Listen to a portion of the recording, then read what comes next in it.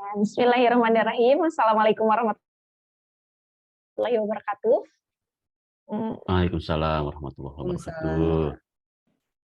Ya, Allahumma sholli ala sayyidina Muhammad wa ala ali sayyidina Muhammad. Rabbi shrah li sadri wa yassir li amri wahlul 'uqdatam min lisani yafqahu qawli. Amma ba'du. Bagaimana kabarnya, Emak, Akang, Teteh? Malamnya di sini mah hujan. Tapi alhamdulillah ya, ini suara saya terdengar dengan baik. Alhamdulillah Ada bagus ya? Teo, lancar. Alhamdulillahirabbil alamin. Ya, sambil menunggu emak-emak yang bergabung di malam ini, saya ucapkan selamat datang pada emak-emak, Akang, Teteh yang sudah bergabung. Terima kasih, alhamdulillahirabbil alamin, atas izin Allah Subhanahu wa taala kita bisa bersilaturahim lagi di Kebon ya, Kebon November Batch 1. Insya Allah malam ini temanya luar biasa, berkaitan dengan mindset finansial, dan kita memohon keberkahan kepada Allah Subhanahu wa taala. Mudah-mudahan kebunnya berjalan dengan lancar, Allah berikan kelapangan hati, kejernihan pikiran, ilmu yang bisa disampaikan sama pemateri bisa diambil gitu ya, diambil sama emak-emak semuanya. Dan kita mulai dengan ucapkan basmalah bersama-sama. Bismillahirrahmanirrahim. Oke, untuk mengefektifkan waktu, mungkin langsung saja ya, Teh Isti. Mangga Teh. Iya. Selamat menyimak, Mama. Nanti kalau ada pertanyaan, boleh langsung di chat aja. Di kolom chat langsung aja ya, Ma.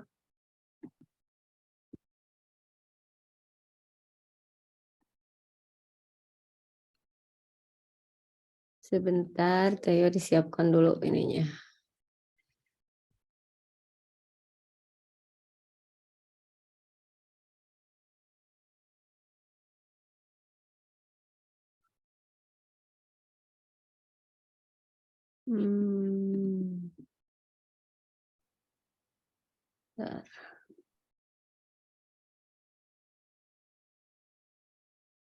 Oke, sudah ada ya ininya.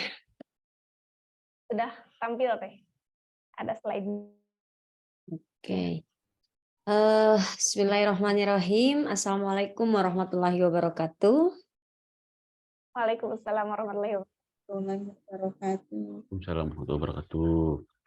Alhamdulillah, segala puji saya panjatkan kehadirat Allah Subhanahu wa taala yang telah memberikan kesempatan kepada saya, kepada teman-teman, kepada emak-emak gitu ya, yang malam ini insya Allah kita berkumpul lagi di majelis ilmu.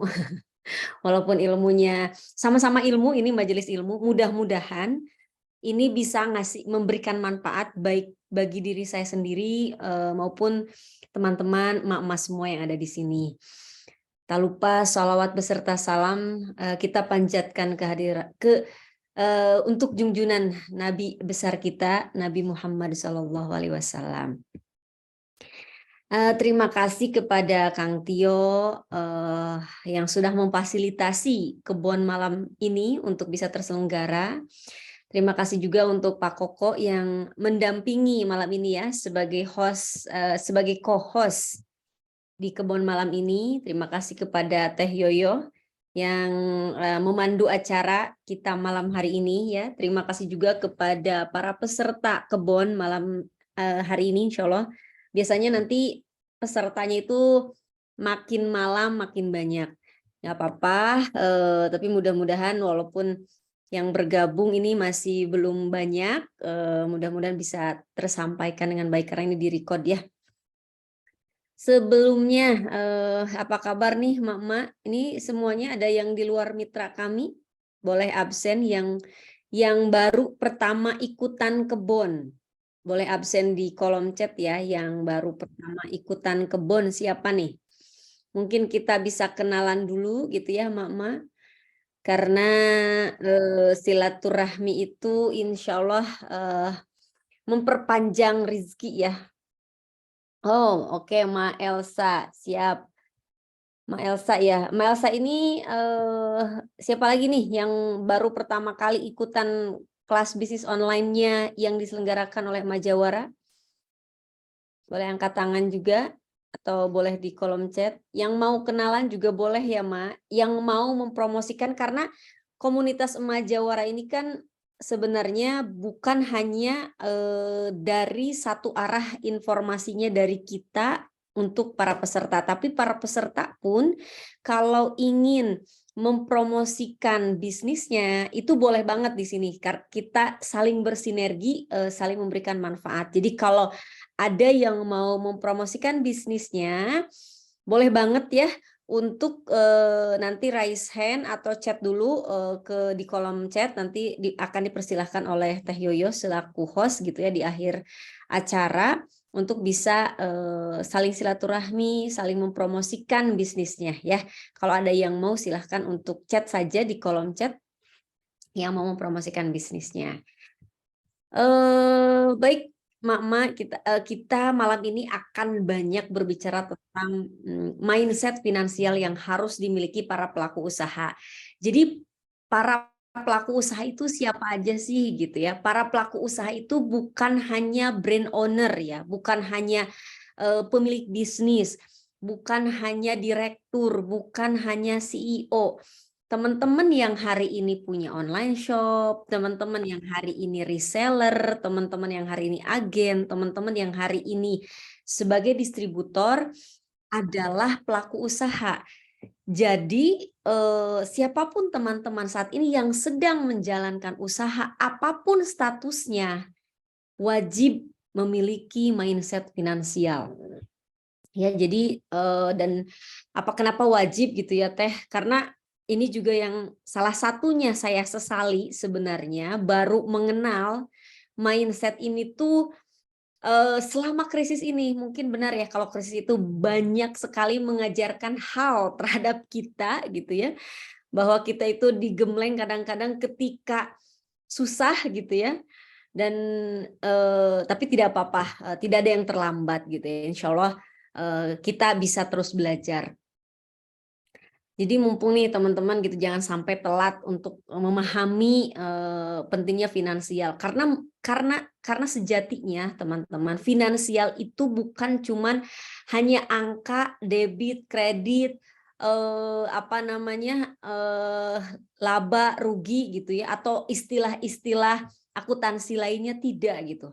Setelah saya belajar lagi, ternyata finansial itu bukan tentang itu, bukan gitu. Finansial itu adalah tentang angka-angka, tentang strategi yang bisa kita pakai untuk berperang gitu ya. Berperang tuh ya, ini kita tuh kan sedang berperang sebenarnya. Berperang apa? Bukan berperang ya. Memainkan, kalau game mah sedang memainkan game di mana kita tuh harus menang gitu kan. Dan finansial ini salah satu alat dan senjata yang harus kita miliki untuk memenangkan game ini gitu ya. Nah, bagi yang belum kenal saya, mungkin ya, kalau yang lainnya mungkin kalau para mitra-mitra kami sudah kenal ya. Ini bagi yang belum kenal saya, perkenalkan, nama saya Istia Hamdiati Nuri ya. Saya CEO dan Direktur CP Paku Payung Corp. Juga owner dari 4 brand, Paku Payung, Zeta, Oshibi, dan Aurora. Saya juga mentor di Majawara di komunitas ini. Kalau saya mentor bagian mindset, makanya kalau di Majawara nanti mengenai mindset itu bakal banyak ketemunya sama saya. Ada 5 mentor sejauh ini di Paku Payung. Ada Kang Tio, mentor untuk manajemen SDM, itu beliau ahlinya gitu. Jadi kalau mau gimana sih cara ngatur karyawan gitu, merekrut tim gitu ya, membangun tim, itu Kang Tio. Nanti ada juga Pak Koko, beliau mentor sales. Jadi kalau teman-teman kalau ngebicarain mengenai penjualan gitu ya, ke beliau, berbicara tentang customer service, ke beliau. Terus ada juga mentornya Pak Ajis gitu ya. Beliau akan banyak berbicara tentang marketing. Bulan depan nanti ya, bulan depan kita akan ada Pak Ajis yang bakal di kebon berikutnya, di kelas berikutnya itu bakal banyak ngebicarain tentang iklan. Jadi iklan, cara beriklan di Facebook, cara iklan di Instagram, atau cara beriklan di TikTok, atau cara beriklan di Google Ads. Beliau jagonya. Jadi kalau Paku Payung iklan biasanya yang iklaninnya Kang Ajis. Jadi insya Allah bulan depan kita bakal banyak ngobrolin tentang marketing. Jadi jangan sampai ketinggalan. Terus ada juga Teh Yoyo, Finance Manager. Otomatis namanya juga finance manager ya, mentornya. Jadi bakal bicara banyak tentang keuangan, tentang angka-angka, tentang teknisnya, tentang gimana cara ngisinya, itu Teh Yoyo. Kalau saya hanya sebatas mindsetnya, sebatas pola pikirnya yang harus kita miliki gitu ya. Terus ada juga Kang Vidi, beliau itu mentor di komunikasi, jadi lebih banyak tentang komunikasi. Juga kita juga sering mengundang mentor-mentor dari luar. Jadi kalau misalnya teman-teman, mak-mak gitu kan, ingin mendatangkan juga pembicara dari luar, insya Allah kita akan hadirkan sesuai dengan request mama. Gitu. Kemudian singkat saja bagi yang belum mengenal Paku Payung Corp gitu. Apa sih Paku Payung Corp gitu ya? Paku Payung Corp itu adalah perusahaan yang menyediakan kebutuhan fashion dan seluruh kebutuhan anak lainnya. Inginnya saya gitu ya teman-teman, visinya saya Paku Payung itu dikenal sebagai bukan sebagai perusahaan bangunan. Jadi ini adalah visi yang sulit karena memang namanya sudah Paku Payung gitu ya. Visi saya ketika orang mendengar nama Paku Payung, yang dia Paku Payung berarti anak, seluruh kebutuhan anak. Jadi kalau teman-teman ingin kebutuhan anak, ingatnya Paku Payung. Itu visi saya gitu ya. Jadi seluruh kebutuhan anak. Jadi kita mainnya di anak saja, tidak di di produk-produk dewasa, karena anak ini masih sangat luas pasarnya. Insya Allah kita menjadi market leader di perusahaan anak ya, amin. Oke teman-teman, kita masuk ke nanti kalau misalnya ada yang mau ditanyakan boleh langsung ya. Masuk ke financial mindset. Teman-teman, kalau saya analogikan gitu ya, bisnis itu ibarat sedang menerbangkan sebuah pesawat. Dan sebuah pesawat terbang itu pasti memiliki tujuan. Tidak mungkin ada satu pesawat yang berangkat dari sebuah bandara terbang ke langit tanpa tujuan. Itu tidak mungkin gitu ya. Coba bayangkan oleh teman-teman bagaimana jadinya ketika sebuah pesawat terbang tanpa tujuan. Coba seperti apa Teh Yoyo kira-kira ketika pesawat terbang tanpa tujuan?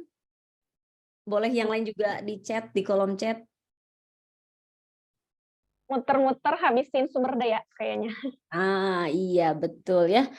Ketika sekarang misalnya ya ada pesawat yang terbang tanpa tujuan, pesawat tersebut hanya akan berputar-putar di atas langit, kemudian dia kehabisan bahan bakar, dan yang paling parahnya adalah pesawat tersebut akan terjatuh. Atau skenarionya dia tidak terjatuh, tapi pesawatnya akan mendarat di sembarang tempat. Nah, begitupun teman-teman dengan bisnis gitu ya. Ketika bisnisnya ini sering sekali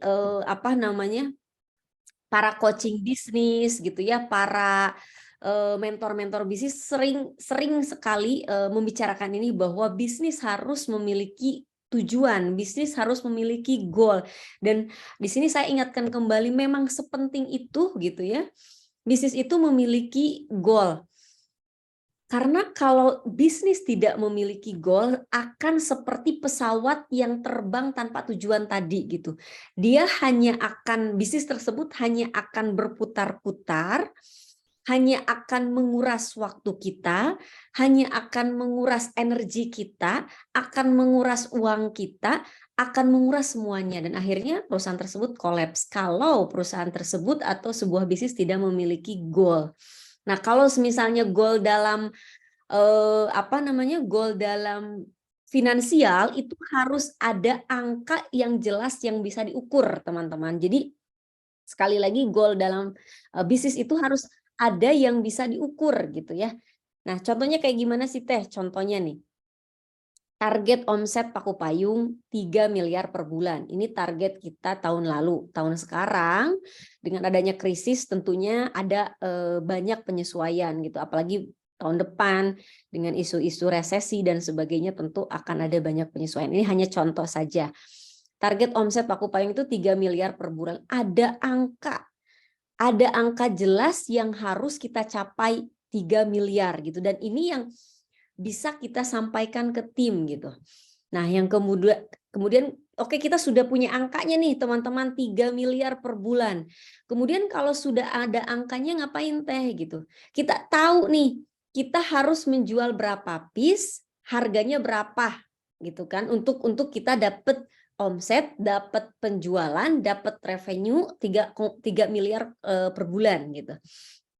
Nah, misal dengan harga jual rata-rata 100.000 berarti untuk mendapatkan omset 3 miliar per bulan, perusahaan harus menjual 30.000 piece gitu kan. Nanti Theo tolong koreksi kalau salah ya. Mengenai angka memang saya juga sebenarnya ya sangat lemah teman-teman. Jadi tolong dikoreksi kalau misalnya mengenai angka salah ya Theo. Siap Teh, Mangga. Oke, jadi dari sini kan sudah jelas teman-teman bahwa kalau target omsetnya 3 miliar, kita harus menjual produk 30.000 dengan harga rata-rata 100.000. Nah, modalnya berapa gitu kan? Kita udah tahu nih angkanya, kita harus menjual 30.000 dengan harga jual 100.000. Nah, dari situ kita juga bisa menjabarkan lagi ke bawahnya. Modalnya harus berapa? Misal HPP-nya gitu ya. HPP-nya itu 60.000 gitu teman-teman. 60.000 dari satu piece-nya. Berarti untuk menjual 30.000 itu HPP-nya berapa tuh? 60 kali 30 1,8 M ya. Betul nggak Teh ya? Betul Teh, 1,8.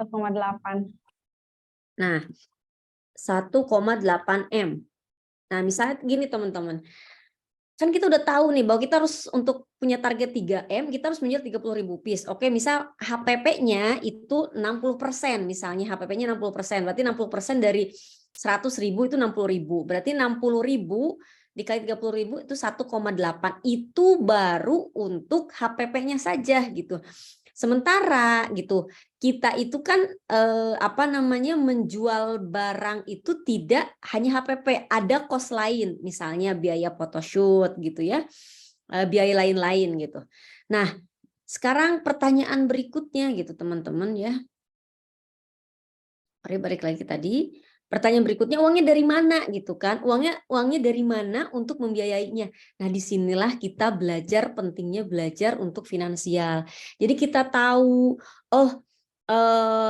gimana caranya nih kita itu bisa mendapatkan modal untuk HPP-nya 1,8 M. Mampu nggak perusahaan untuk mendatangkan uang 1,8 M untuk memodali gitu ya 30.000 piece. Kalau tidak mampu perusahaannya berarti targetnya harus dikurangi gitu. Jangan 3M per bulan. Mungkin diturunkan gitu ya teman-teman. Nah itulah salah satu pentingnya gitu ya. Kenapa kita harus memiliki goal. Balik lagi gitu teman-teman. Ke pesawat tadi gitu ya, ke pesawat tadi. Selain seorang pilot harus memiliki tujuan, kemanakah pesawat ini akan diterbangkan, ke bandara manakah pesawat ini akan diterbangkan, seorang pilot pun gitu ya teman-teman harus mengetahui tombol-tombol yang ada di kokpit pesawat. Di kokpit itu yang ada di ruang pilot, itulah kokpit pesawat. Jadi seorang pilot itu harus tahu nih fungsinya tombol dalam setiap kokpit pesawat itu apa gitu. Coba kita bayangkan kalau seorang pilot nih teman-teman, dia tidak tahu fungsi dari tombol kokpit. Misalnya nih, kayaknya aku harus pencet tombol ini deh gitu kata pilotnya gitu. Terus kata co-pilotnya, bukan, mungkin yang ini gitu ya. Salah, jangan-jangan yang merah tombolnya atau jangan-jangan yang kuning. Kira-kira kalau ada pilot yang seperti itu tidak tahu fungsi dari tombol tersebut, apa yang akan terjadi terhadap pesawat tersebut? Jatuh gitu ya, teman-teman. Pesawat tersebut salah pencet aja pilot itu, pesawat tersebut akan terjatuh, dan yang terjatuh tidak hanya pilotnya, tidak hanya co-pilotnya, tapi seluruh awak pesawat pun akan terjatuh gitu ya, termasuk pramugarinya, termasuk penumpangnya gitu ya, semua akan terjatuh karena seorang pilot yang tidak tahu fungsi dari tombol pesawat tersebut ya teman-teman. Nah, begitupun dengan bisnis gitu. Ketika seorang pelaku usaha, ketika seorang pimpinan perusahaan tidak tahu tombol-tombol dalam bisnisnya, yang tombol itu kita analogikan sebagai angka-angka gitu ya, yang ada dalam bisnisnya, ilmu-ilmu keuangan, tidak ngerti ilmu keuangan, dan seorang pemimpin salah gitu ya, mengambil keputusan, yang terjadi akhirnya apa? Perusahaan tersebut akan kolaps karena salah mengambil keputusan, karena dia tidak tahu fungsinya HPP itu apa sih gitu, fungsinya margin tuh berapa sih, apa sih gitu ya, atau fungsinya aset kita tuh apa, di angka berapa. Ketika nggak tahu fungsinya, kita seorang pemimpin perusahaan atau misalnya teman-teman ya sebagai pelaku usaha tidak selalu harus paham betul atau bisa membuat laporannya, tapi minimal bisa membacanya. Karena saya sendiri nggak bisa, kalau buat laporan keuangan saya nggak bisa. Yang bisanya Teh Yoyo otomatis ya. Cuman ketika ketika finance manager saya menyodorkan angka atau menyodorkan laporan keuangan, saya ngerti gitu. Oh, perusahaan itu lagi misalnya lagi tidak baik-baik saja. Indikatornya mana? Tidak baik-baik saja. Otomatis dilihat dari laporan laba rugi, lihat dari laporan cash flow-nya gitu ya. Jadi satu poinnya tidak harus bisa membuat laporan keuangan, tapi wajib bisa membaca laporan keuangan, wajib bisa menganalisa angka-angka yang disodorkan oleh manajernya gitu, manajer keuangannya gitu ya. Apalagi kalau sampai bisa membuat laporan keuangan, itu udah hebat banget gitu kan. Artinya teman-teman sudah sangat menguasai, tapi minimal gitu ya bisa baca aja gitu makna-makna dari laporan keuangan yang disajikan. Oke, teman-teman, sustainability atau keberlanjutan sebuah perusahaan itu kan tergantung kepada pilotnya, tergantung kepada balik lagi kepada pemilik usaha yang mampu membaca laporan keuangan gitu. Kenapa harus mampu membaca laporan keuangan? Agar kita itu bisa ngukur gitu. Perusahaan itu sedang di fase apa sih saat ini gitu kah? Apakah kita sedang di fase berkembang? Apakah kita sedang berada dalam fase stuck gitu kan? Apakah kita sedang berada dalam fase decline? Sehingga keputusan-keputusan yang dia buat itu tidak salah gitu ya. Karena kalau kita hanya menebak, sepertinya perusahaan saya sedang berkembang. Tahu dari mana gitu? Tahu dari suara lakban gitu. Nggak bisa gitu. Kita nggak bisa mengukur perusahaan kita sedang berada dalam fase apa, sedang berada dalam kurva yang mana hanya dari suara lakban, tidak bisa gitu kan. Atau oke, yang masuk ke ATM saya banyak kok Teh, berarti perusahaan saya sedang naik-naiknya. Belum tentu gitu. Karena uang yang masuk itu tidak sama dengan laporan laba rugi. Bisa aja uang yang masuk banyak tapi ternyata rugi. Banyak yang seperti itu gitu kan. Duitnya banyak yang masuk, ternyata dicek di laporan laba rugi perusahaan tersebut rugi gitu kan. Atau bisa jadi perusahaannya untung gitu ya, profit nih.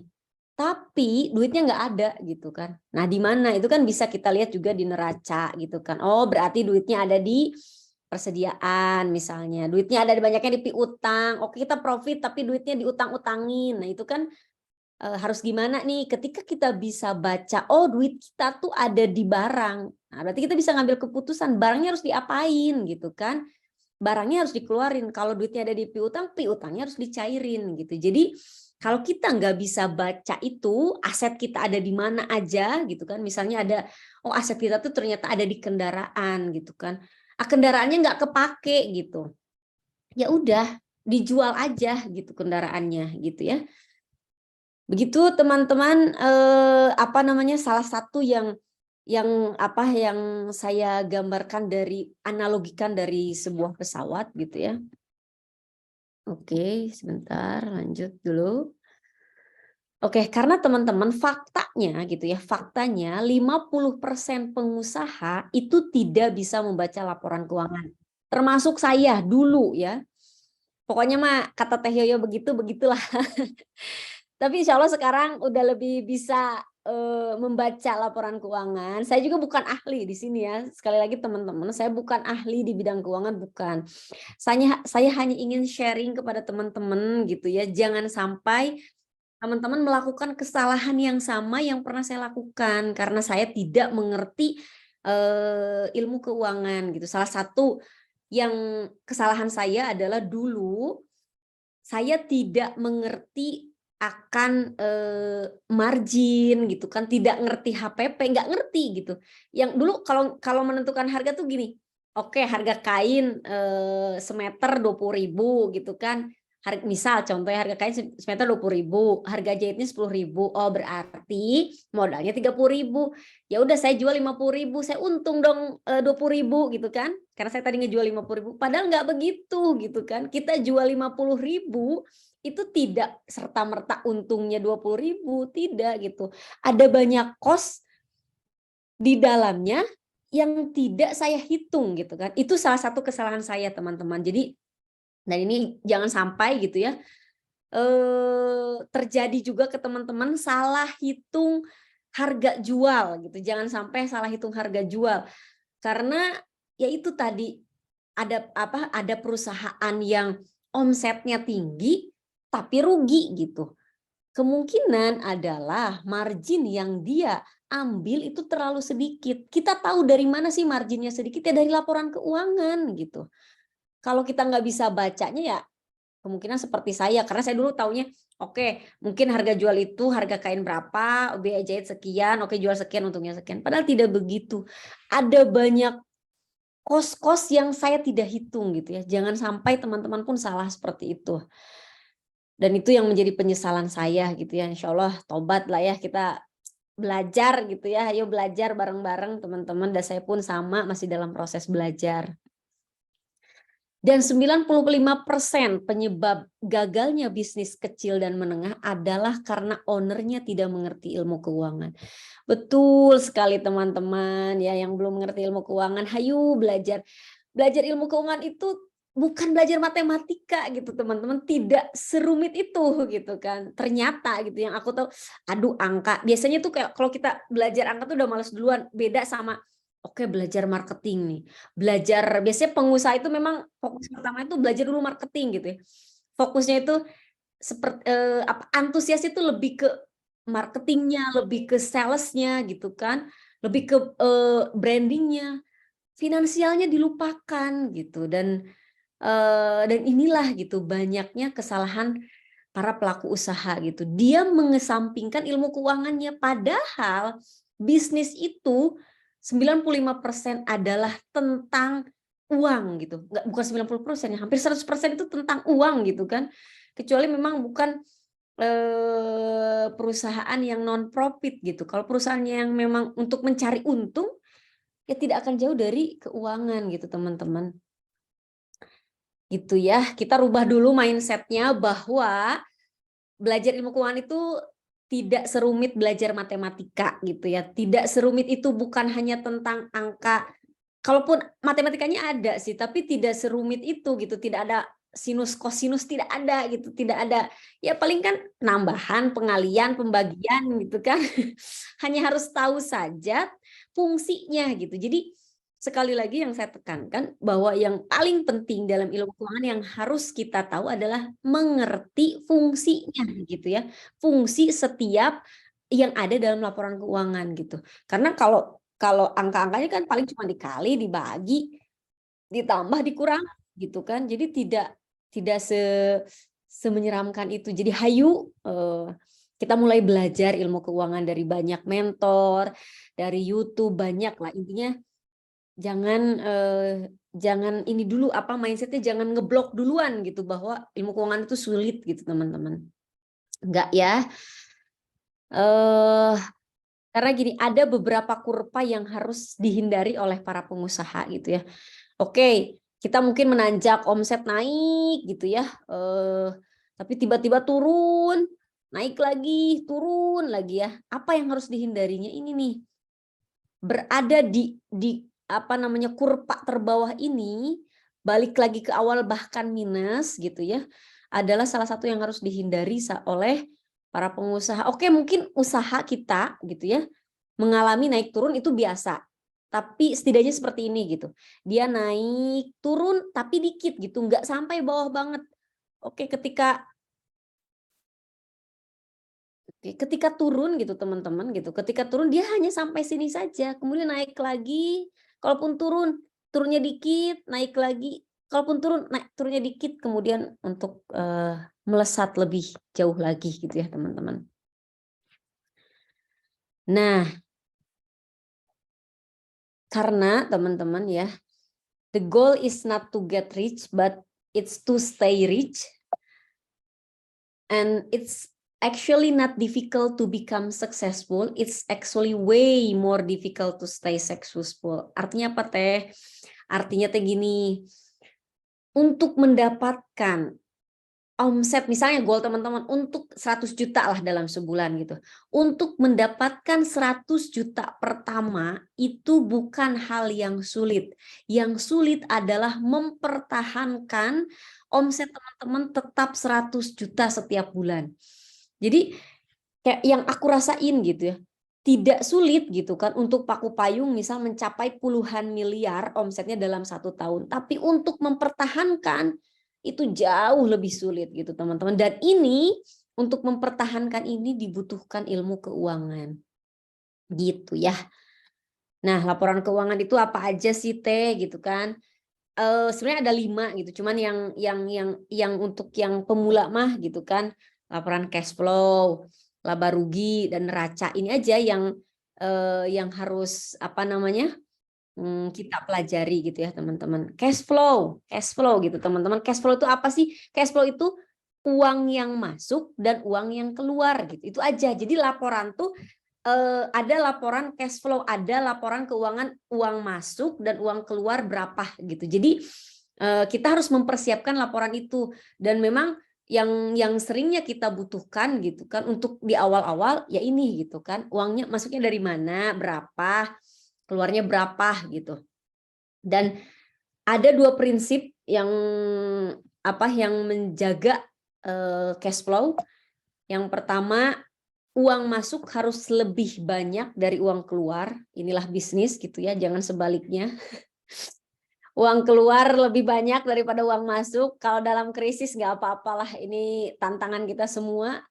Tapi usahakan uang masuk itu harus lebih banyak. Prinsipnya cuma 2 gitu dalam cash flow. Uang masuk harus lebih banyak daripada uang keluar.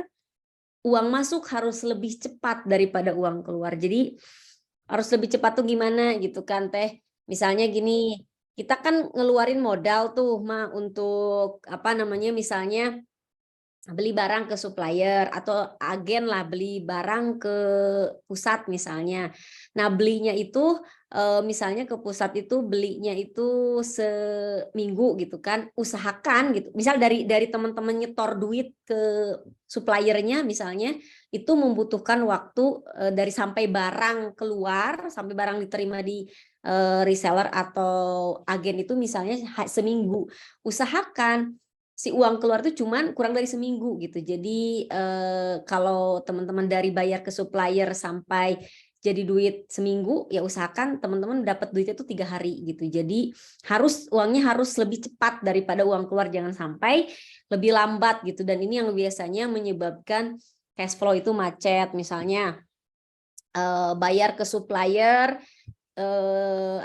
dalam 30 hari, kemudian barang baru terjual 60 hari. Nah, ini yang biasanya menjadikan cash flow macet karena uang masuknya lebih lama dibanding uang keluar. Jadi kita harus mengusahakan 2 hal supaya cash flow itu tetap aman. Uang masuk harus lebih cepat dari uang keluar, uang masuk harus lebih besar daripada uang keluar.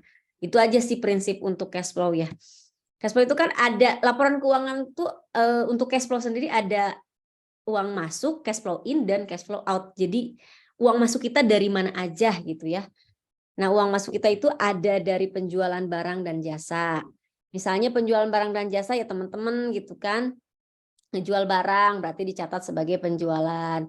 Kemudian uang keluarnya ya pembelian barang ke supplier gitu ya, biaya-biaya kegiatan operasional dan lain-lain itu uang keluarnya.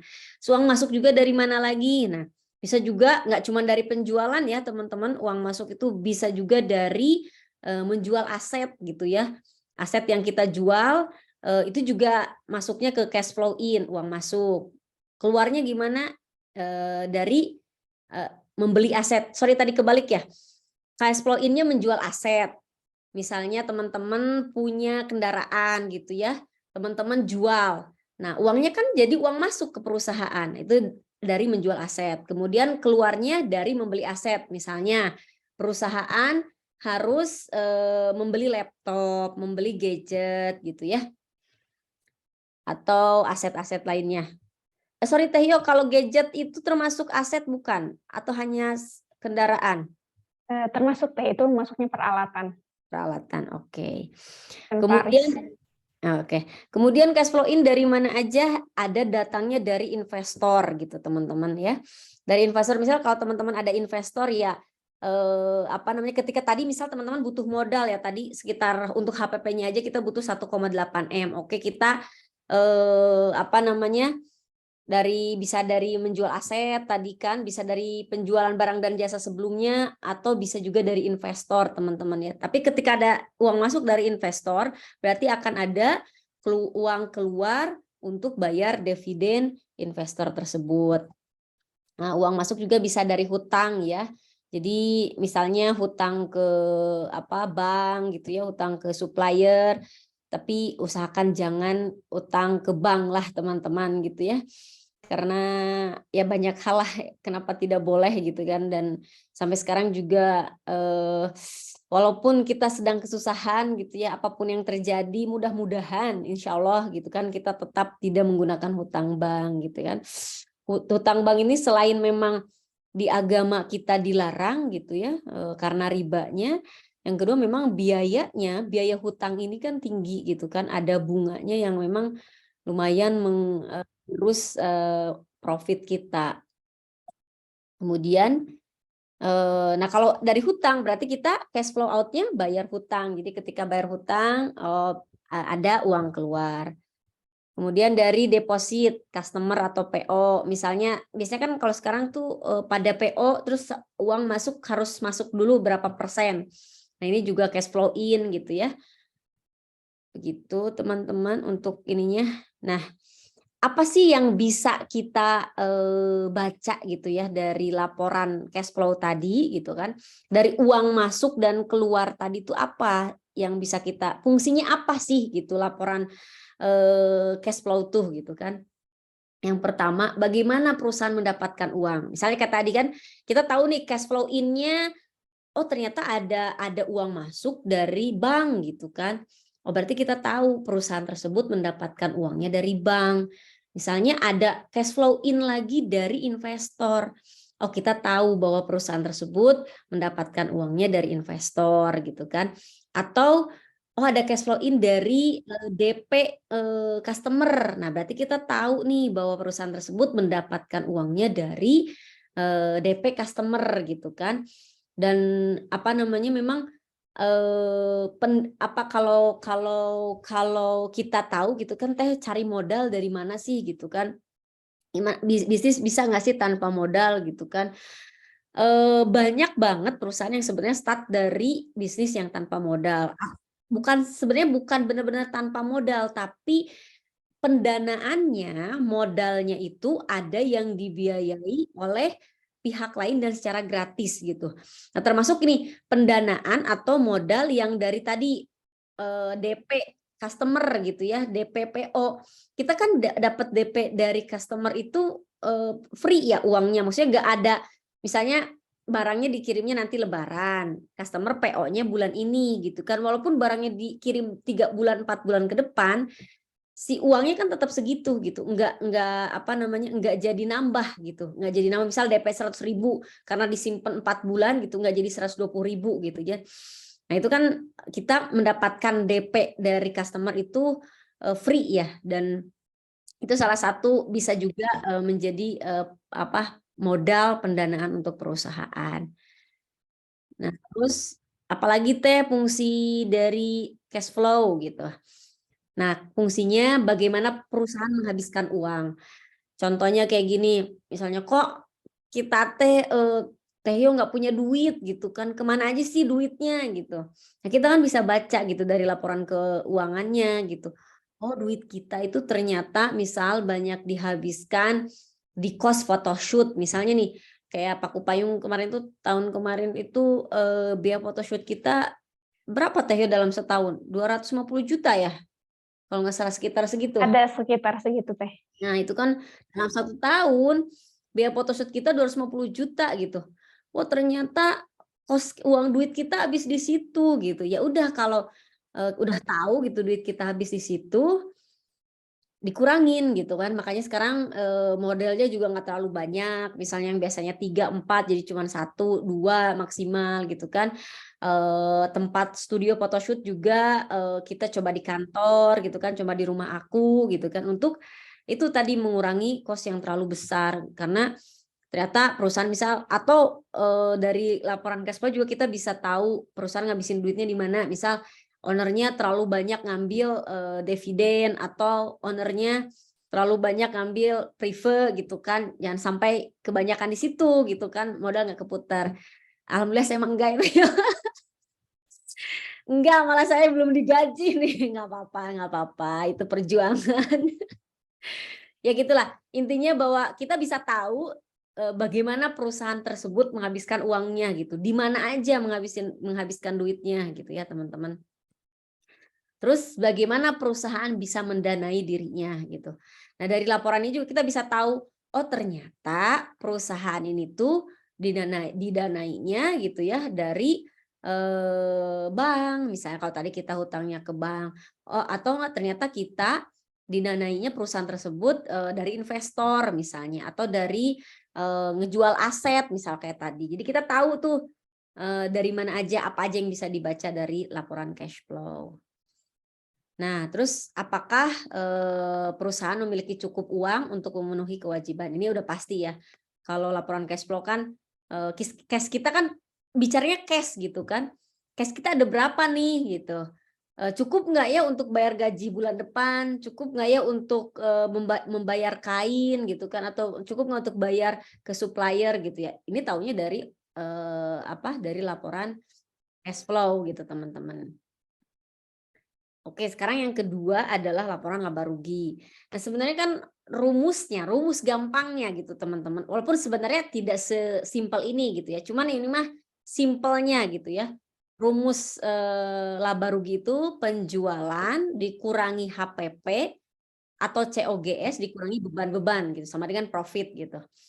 Nah, dulu saya gitu kan hanya sampai penjualan dikurangi HPP sama dengan profit, bebannya nggak saya hitung gitu kan. Jadi saya anggap kayak tadi misalnya oke beli kain 1 meter 20.000, biaya jahitnya 10.000, 30.000, saya jual 50.000, untungnya 20.000 gitu. Padahal tidak begitu teman-teman gitu kan. Ada beban-beban yang harus dihitungkan sehingga menjadi profit gitu, dan akhirnya profit, net profit. Dan ini yang sering terlewat gitu ya teman-teman, tentang cost tadi, beban ya. Ada yang dinamakan dengan fixed cost, ada yang juga yang dinamakan dengan variable cost. Nah, kalau fixed cost teh apa teh gitu? Kalau fixed cost itu adalah cost atau beban yang ada atau tidak ada penjualan, dia tetap harus dikeluarkan gitu. Sementara variable cost adalah cost yang dia keluar misalnya ketika diproduksi atau dia keluar hanya ketika ada penjualan gitu. Nah, itu bedanya antara fixed cost dan variable cost. Nah, bagi para UMKM gitu ya, bagi para pelaku usaha pemula itu disarankan lebih banyak variable cost-nya dibandingkan fixed cost gitu, teman-teman. Kenapa seperti itu? Karena gini, fixed cost itu contohnya apa sih Teh? Fixed cost itu contohnya gaji karyawan. Kita kan ada atau tidak ada penjualan, karyawan tetap digajikan gitu kan. Terusan sementara kalau variable cost itu misalnya nih, kita ada insentif penjualan. Berarti kan kalau nggak ada penjualan itu tidak dibayar gitu. Nah, makanya sekarang juga kayak paku payung itu banyaknya sekarang kita itu pakai untuk masa-masa krisis seperti ini banyaknya pakai variable cost. Misalnya di dulu kita nge-hire banyak karyawan termasuk karyawan sampel maker misalnya yang tukang buat sampel tuh di kantor. Ada atau tidak ada dia bikin sampel tetap digaji per bulan segitu gitu. Nah, kalau sekarang kita alihkan gitu beberapa cost yang fixed cost kita alihkan menjadi variabel. Contohnya tadi misal yang sampel maker yang suka buat sampel di kantor. Itu ya udah kalau misalnya kita dalam sebulan ada 5 artikel, ya udah kita usahakan dia cuman bikin 5 sampel gitu kan.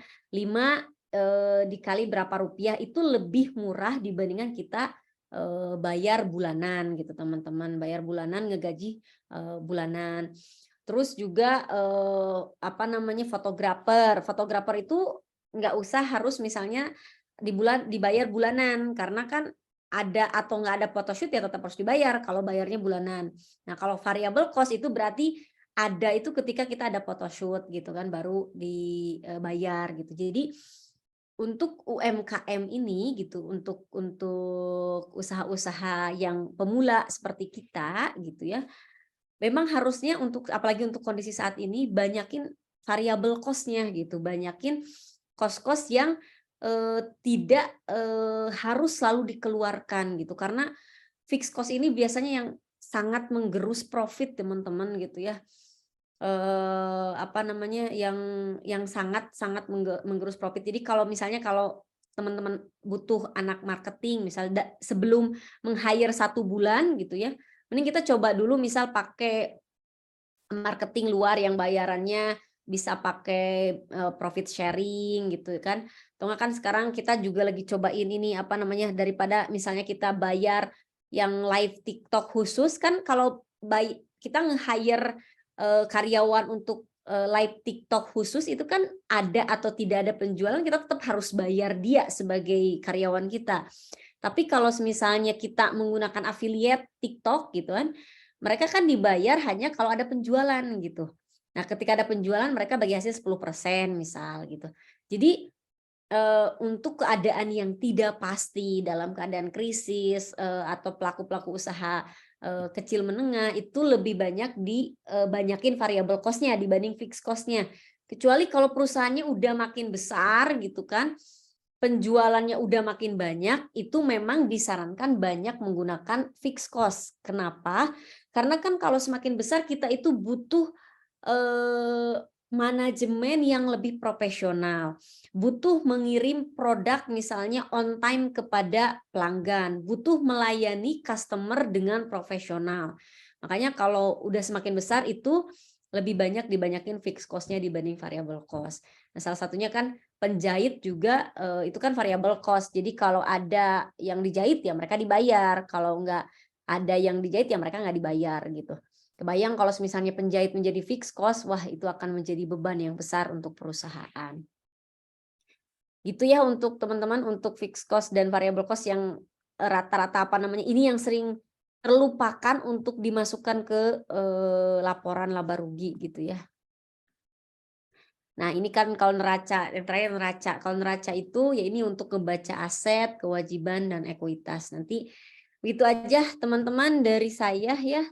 Terima kasih yang sudah menyimak. Silahkan yang mau bertanya, yang mau, apakah di chat sudah ada yang bertanya, Teh Yo? Udah ada Teh? Langsung ke pertanyaan? Atau Pak Atau Koko ada? dulu, Pak Koko? Iya, hadir Teh. Ya, boleh Pak Koko? Yang Banget. tadi Pak Koko. Oh ya, siap. Yang mau bertanya silahkan boleh raise hand ya teman-teman. Atau di kolom chat boleh, mangga. Baik, Mama sambil nunggu Teh Isni istirahat sebentar ya. Koko izin menyampaikan promosi dulu. Izin share screen-nya Mama semua ya. Nah, udah kelihatan Teh Yoyo? Iya, belum Pak Koko. Sepertinya koneksi. Nah, sekarang alhamdulillah udah muncul, Pak. Oh iya, siap. Ya, buat semua peserta Mak Jawara, ini kita lagi ada promosi untuk kemitraan Paku Payung Kop nih, Mak. Kalau Mama pengen punya bisnis rumahan omset jutaan, yuk gabung jadi mitra Paku Payung Kop gitu. Sekarang kebetulan lagi ada promo. Nah, Koko sedikit jelaskan dulu, Mak, sistem di Paku Payung Kop sekarang. Ini dari tier levelnya, kita ini ada distributor, ada agen, ada reseller.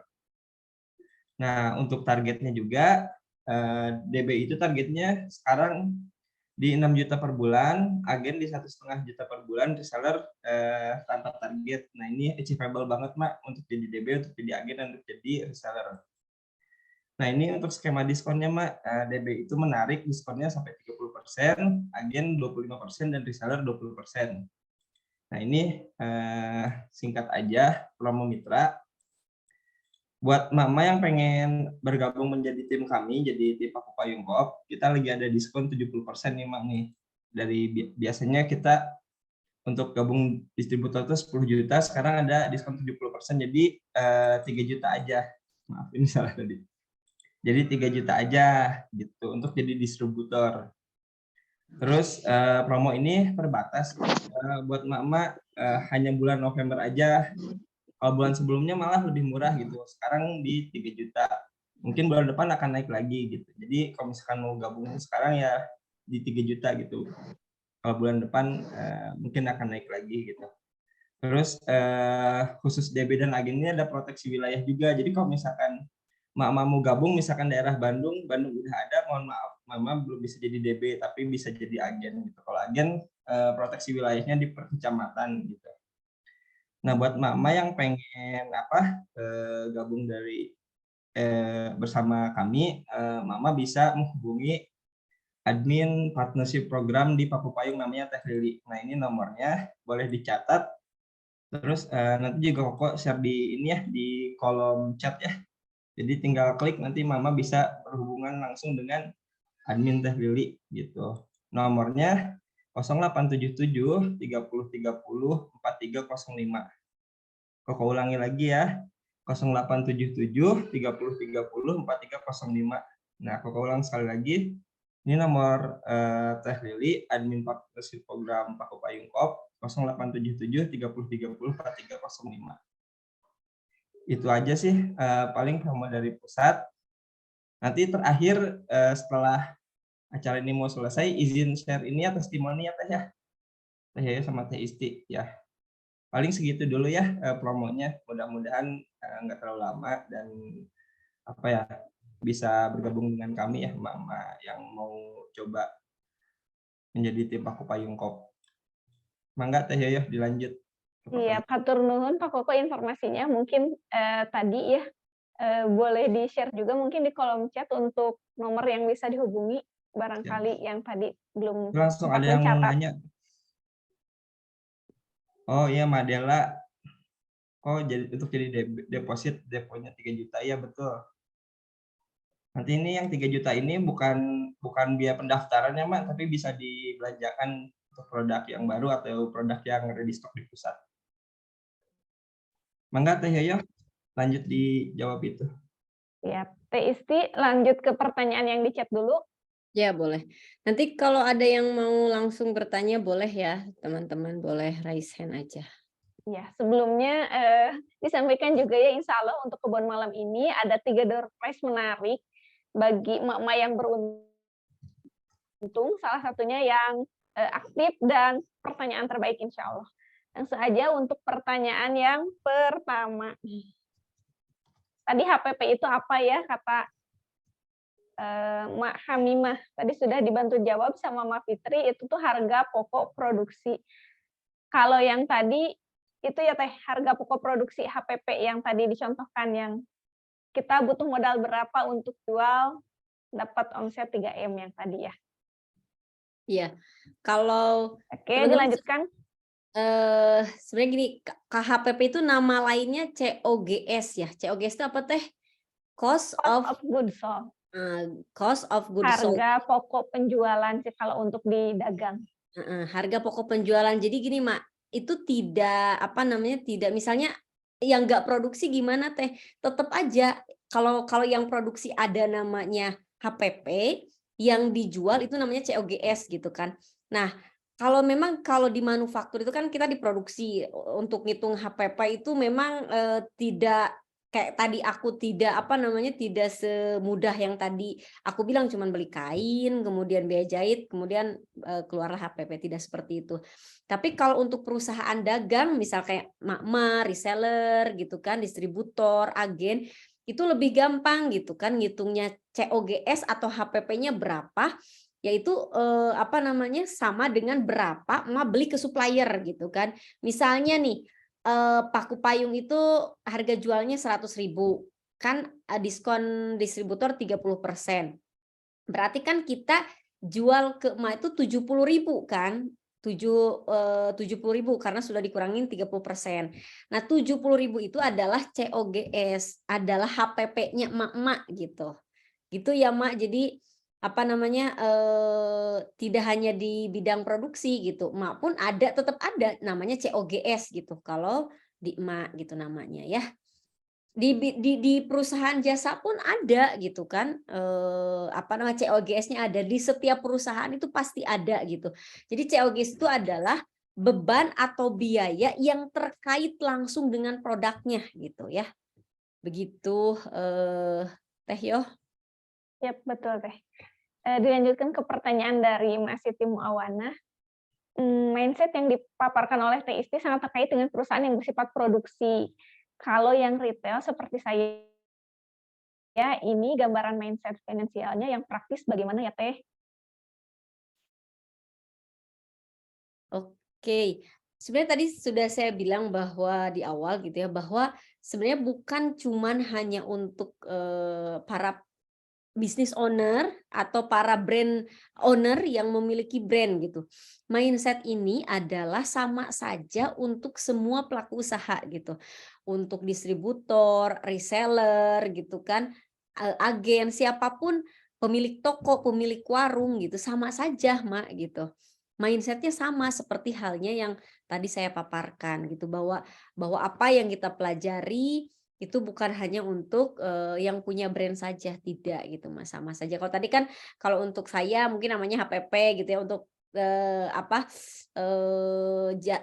perusahaan manufaktur itu HPP gitu ya, untuk teman-teman namanya COGS, jadi sama saja gitu.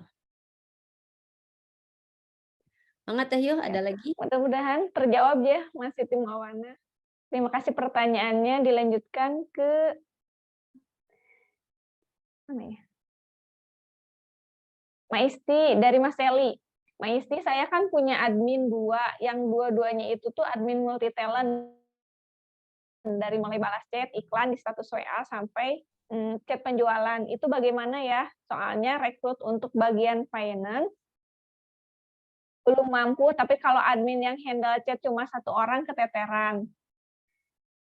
Oke, Jadi ini di bagian SDM, mungkin maksudnya kan saya punya 2 admin yang dua-duanya itu bagian CS berarti di sales ya. kalau satu ditarik ke bagian finance, yang satu bakal keteteran. Itu gimana? Mungkin maksudnya Mak Sally seperti itu. Jadi, ya itu makanya Mak tadi yang berarti kalau Mak belum bisa meng-hire bagian finance sendiri, ya Maknya yang harus bisa gitu. Karena memang apa namanya, laporan keuangan itu sangat kita butuhkan untuk menentukan keputusan berikutnya Mak gitu. Biar kita tuh tahu gitu, uang kita teh tadi habis di mana sih. Kalau kita nggak punya datanya, tidak tercatat gitu ya, duit kita tuh dikeluarkan untuk apa aja gitu ya, apa namanya, kita tidak bisa mengambil keputusan. Jadi yang ada tuh kayak apa namanya, cuman oh mungkin gitu kan, hanya oh mungkin ini, oh mungkin itu, hanya mungkin dan mungkin, bukan pasti gitu. Makanya kita tuh butuh laporan keuangan, butuh data itu untuk mengambil keputusan. Misalnya nih mengambil keputusan, oke saya sepertinya sangat keteteran 2, oke kayaknya saya harus menambah admin gitu ya. Jangan dulu nambah admin, lihat dulu gitu keuangannya gitu. Dengan 2 admin, apakah kita masih, apa namanya, masih udah profit atau belum? Atau jangan-jangan, udah 2 pun kita masih belum profit. Jadi jangan menambah lagi 1 admin gitu kan. Jadi memang, sepenting itu laporan keuangan untuk kita,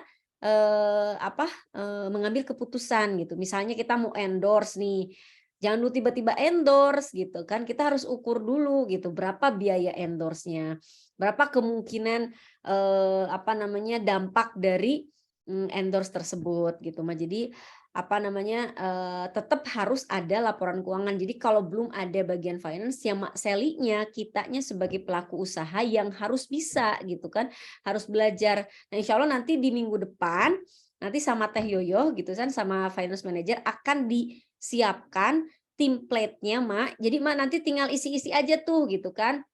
Nanti Teh Yoyo bakal nyiapin gitu kan Excel-nya, tentang laporan minimal, laporan misal kalau laporan keuangan cash flow, di mana masukin, ketika uang masuk A, bagaimana cara memasukinnya, gitu kan, bagaimana rumus sederhananya gitu kan.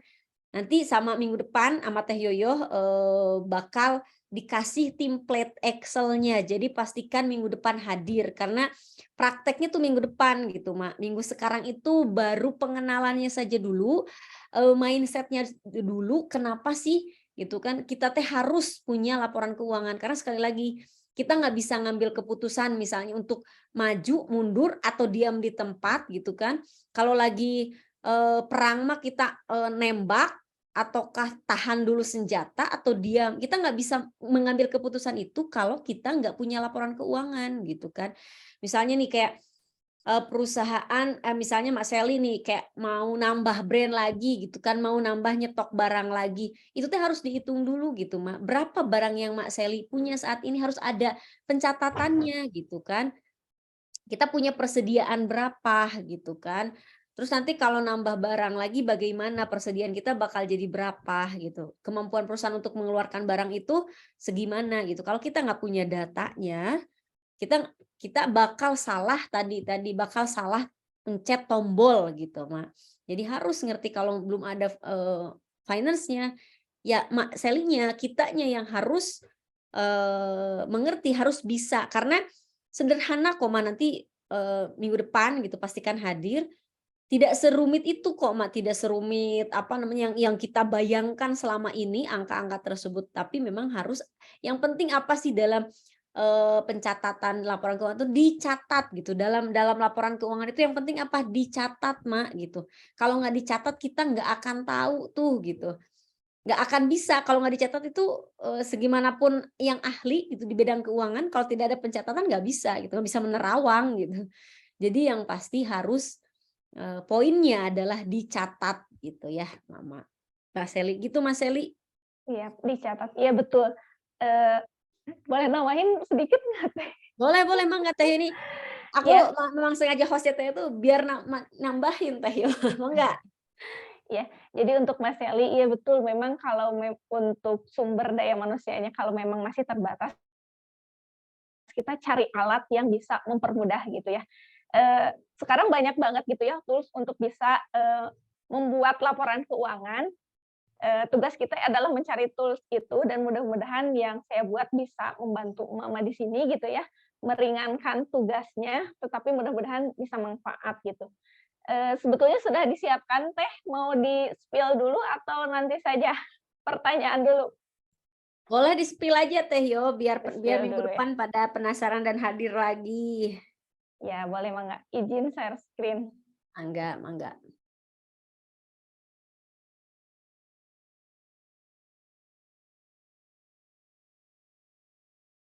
Sudah nampak belum ya? Belum Teh Yo, masih proses, Diproses. masih started. Nah, udah ada. Ya. Emak-emak nanti bentuk reportnya, kita akan dapat diagram-diagram seperti ini.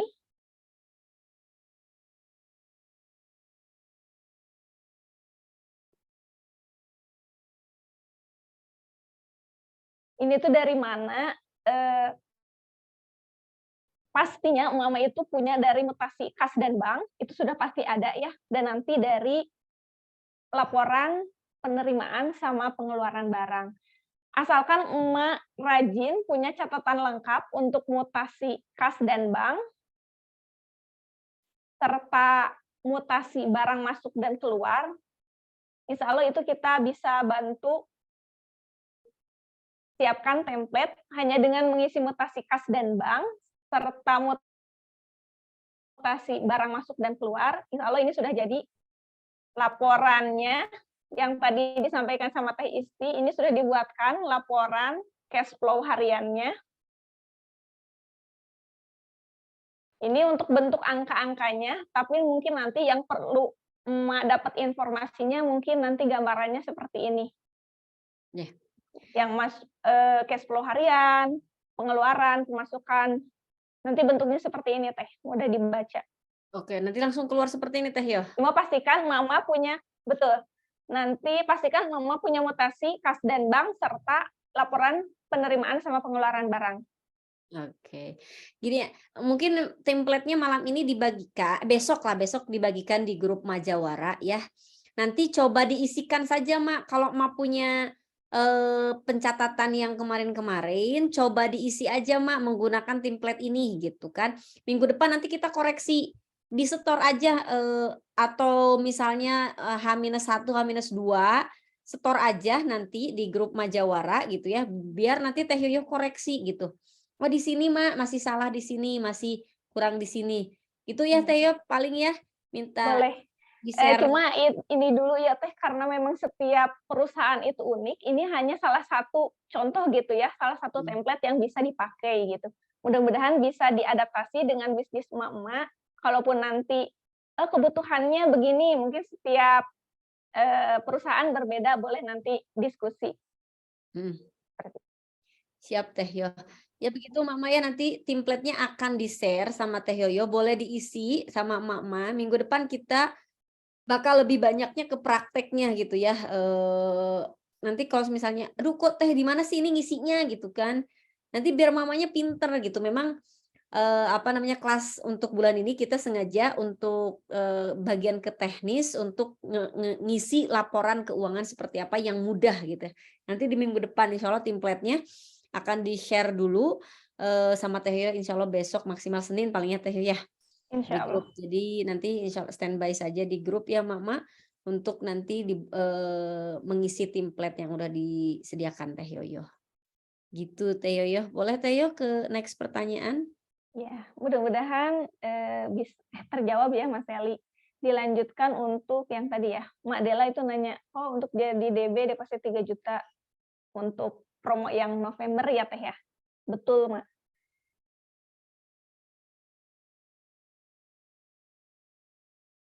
Kemudian dari Mak Neneng, target penjualan DB Paku Payung ada tidak Teh? Berapa jika ada? Tadi sudah disampaikan kalau nggak salah 6 juta gitu ya? Ya, target Paku Payung itu 6 juta oh ya di sini ya. Target 6 juta dari 4 brand ya. Jadi nggak cuma dari brand Paku Payung, dari brand Zeta, Oshibi, pokoknya akumulasi penjualan 4 brand itu 6 juta per bulan insya Allah. Itu adalah target masa krisis ya. Normalnya itu memang 20 juta. Cuman karena memang sekarang lagi krisis, Indonesia inflasi, tahun depan resesi, kita juga sesuaikan ya Mama ya dengan kondisi market saat ini gitu.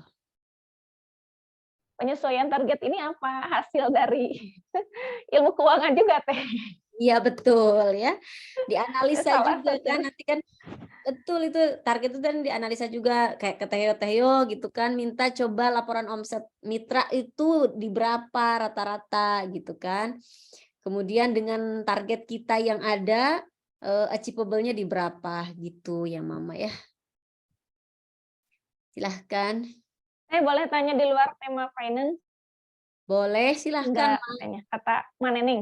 Boleh, Ma, di chat ya, nanti dibacain. Yang boleh, yang selain finance, yang mau nanya boleh, yang selain finance, selama masih saya di bidang saya, insya Allah dijawab ya. Silahkan yang mau nanya di luar finance, mangga. Lanjut Teh. Oke, dilanjutkan dari pertanyaan Mas Seli. Lanjut pertanyaan COGS, misalnya tadi harga jualnya 100.000. Kita sebagai DB dapat 30%, berarti profit 30.000 itu masuk cash flow in ya. Terus untuk biaya ongkir dari pusat ke tempat saya misalnya 9.000 itu masuk cash flow out, begitukah, Ma? Silahkan dijawab Teh ya. Ya, jadi kalau untuk yang tadi 30%, diskon dari pusat untuk ke emak itu belum dinyatakan profit gitu ya. Baru dikatakan margin. Kecuali kalau memang emak tidak ada pengeluaran lagi, misalnya untuk packing, kemudian untuk apalagi ya yang terkait dengan pengiriman promo misalnya seperti itu. Nah, itu tuh harus diakumulasi kalau untuk sampai jadi profit. Kemudian untuk biaya ongkir dari pusat ke tempat saya misalnya 9.000 itu masuk cash flow out, betul masuk cash flow out. Dan itu tuh salah satu komponen dari perhitungan harga pokok penjualan HPP tadi. Terjawab nggak ya, Mak? Insya Allah ya terjawab. Jadi Mas Seli, kalau yang tadi pokoknya yang namanya kos-kos kita ngeluarin duit itu pasti masuknya cash flow out aja gitu ya. Dari penjualan kita cash flow in. Tapi tadi bahwa yang tadi 100.000 dapat dari pusat 30%, berarti 30.000. 30.000 itu belum tentu profit ya, Mak. Belum langsung masuk profit karena ada biaya-biaya lain. Misalnya biaya ongkir, tadi nanti kalau di laporan laba rugi ya. Misalnya nih Mas Seli bisa menjual 10 piece, berarti kan 10 piece kali 100.000 itu 1 juta gitu ya. Kemudian tadi marginnya 30%, berarti bersih margin, berarti setelah dikurangi margin itu berapa tadi dari 1 juta berarti 300.000 ya. 300.000 itu belum tentu profit karena tadi harus dikurangi ongkir, dikurangi juga biaya packing kan, beli lakban, beli plastik gitu kan, bayar gaji karyawan, itulah banyak sekali ya. Yang ini yang kata aku juga yang sering terlupa itu banyak sekali kos-kos di luar selain tadi. Jadi nggak serta-merta oke jual 10 untungnya 30.000 dari 10 kali 3 300.000 untung, belum langsung jadi profit tuh 300.000 tema harus dikurangi dulu kos-kos yang lainnya. Dan ini nih kos-kos perintilan ini yang sering menggerus profit itu gitu. Gitu. Atau mungkin ini sepertinya Mas, ini teh yang profit dengan cash flow itu kan sebetulnya sama atau beda sih sebetulnya ya. Beda. Jadi yang profit itu belum tentu jadi cash flow in gitu ya. Betul. Jadi gini Mak, kata tadi ada laporan cash flow, ada laporan laba rugi. Jadi itu adalah dua laporan yang berbeda. Jadi cash flow in itu belum tentu profit. Karena kalau profit itu kan tadi ada rumusnya. Revenue, penjualan, pendapatan dikurangi COGS, dikurangi beban, jadilah profit gitu. Nah, kalau semisalnya di cash flow dia tidak ngebicarain profit atau tidak, yang penting duit masuk dan duit keluar gitu. Makanya bisa kemungkinan duitnya banyak masuk gitu, ternyata perusahaannya rugi gitu. Jadi Kalau di laporan cash flow itu hanya laporan keuangan, laporan duit masuk, duit keluar itu aja gitu, tanpa melihat yang lain-lain. Hanya duit keluar, hanya melihat cash flow itu hanya melihat dari mana duitnya berasal, dipakai untuk apa duit itu gitu. Nah, itu kalau cash flow ya, laporan keuangan cash flow seperti itu, Mak. Beda dengan laporan laba rugi. Kalau laporan laba rugi kan jelas untuk mengetahui apakah perusahaannya laba atau rugi gitu. Dan tadi ada rumusnya gitu ya kalau di laporan laba rugi. Begitu Mas Eli, paham nggak? Ada dua laporan keuangan yang berbeda di situ. Ada laporan keuangan cash flow dan laporan keuangan laba rugi. Itu beda ya, Mak? Ya, mudah-mudahan terjawab ya Mas Eli. Selanjutnya pertanyaan dari Mafira, kalau hasil penjualan dijadikan sebagai biaya hidup itu laporannya bagaimana Mbak Isti? Hasil penjualan dijadikan sebagai biaya hidup. Bagaimana laporannya? Ini yang dijadikan biaya hidup itu pure dari penjualan atau profitnya, Mak? Pengen tahu dulu gitu. Dari mana dulu? Dari misalkan penjualan, ngejual satu baju dalam sebulan misalnya kan satu bajunya misal 100.000, bisa ngejual 10, berarti Mak Vira itu bisa mendapatkan duit 1 juta. Nah, yang dipakai untuk biaya hidupnya berapa tuh? Apakah 1 juta 1 jutanya atau berapa, Mak, gitu? Kalau dari hasil penjualan yang 1 juta dipakai biaya hidup, ya nggak bisa gitu. Gimana kita mau melanjutkan bisnisnya nih? Karena modalnya sudah habis semua untuk dipakai biaya hidup, nggak bisa gitu, Mak. Jadi makanya kan kita harus pisahkan antara uang perusahaan dengan uang pribadi itu seperti itu. Misalnya kayak tadi Mafira bisa menjual 10 piece baju gitu kan. Nah, 10 piece baju itu kan misal 1 juta, harganya 100.000. Kemudian punya untung dari 1 juta itu misal 300.000 nih gitu. Setidaknya yang 700.000-nya itu jangan diganggu, Mak, gitu kan. 700.000-nya ya untuk Mak nanti belanja lagi produk ke Diputerin lagi ya, Teh. suppliernya gitu. Setidaknya yang 700.000 aja. Bagusnya memang ada laba ditahan, misalnya tadi kan ada laba 300.000 nih, misal ada untung 300.000, yang 100.000-nya boleh dipakai untuk diri sendiri, yang 200.000-nya misal ditambahin ke modal. Jadi modalnya yang tadinya 700.000 naik jadi 900.000, atau diambilnya 200.000, laba ditahannya 100.000 boleh, asalkan jangan gitu ya apa yang kita ambil itu mengurangi modal. Jadi yang tanya 700.000 modalnya diambil 500.000, tinggal 500.000 lagi, nanti berkurang mengurangi modal. Gitu Mbak Vira ya. Jangan sampai yang kita ambil itu modalnya gitu. Kalau profitnya boleh kita ambil, boleh gitu. Apa kan ya pelaku usaha owner gitu kan boleh ambil duit perusahaan boleh gitu. Tapi harus lihat dulu berapa yang diambil, jangan semuanya gitu. Kalau saya sendiri kan ada gaji, saya tuh digaji gitu. Ya udah gaji saya per bulan sekian juta misalnya ya. Jadi nggak bisa tuh ngambil duit di atas itu gitu. Ya kalau misalnya perusahaannya profit sih tidak apa-apa, itu hak saya. Misalnya perusahaan profit dalam setahun 100 juta, itu hak saya untuk mengambil 100 juta. Tapi alangkah baiknya si 100 juta profit perusahaan itu dimasukkan lagi ke perusahaan untuk memperbesar perusahaannya. Jadi saya emang ngambil gaji gitu. Jadi gitu Mak ya. Jadi kita harus nentuin oke, misal saya ngambil gaji karena 1 juta, ya usahakan komitmen lah di 1 juta gitu. Jangan ngambil lagi gitu Mak. Gitu ya Mak Vira ya, bisa dipahami ya mudah-mudahan. Siap, itu dari sistemnya seperti itu ya Teh. Tapi kalau untuk dicatat dicatat dulu nanti ada prepe ya Teh ya. Penarikan modal mungkin bisa dicatat di sana, Mak. Kemudian dari Mbak Fitri Mutiah Arfah, tantangan laporan keuangan pencatatan nih Mas, suka lupa nyatat, ada tipsnya nggak? Ada Teh ya, silakan. Punya tips nggak Teh yang suka lupa nyatat? Iya, betul. Kadang kan kalau lagi hektik gitu ya, nggak sempat nyatat, tapi diusahakan bukti transaksinya dikumpulin gitu. Nah, nanti kalau kita udah nggak sibuk misalnya Teh ya, disempetin nyatet, secepatnya dicatat seperti itu. Salah satunya.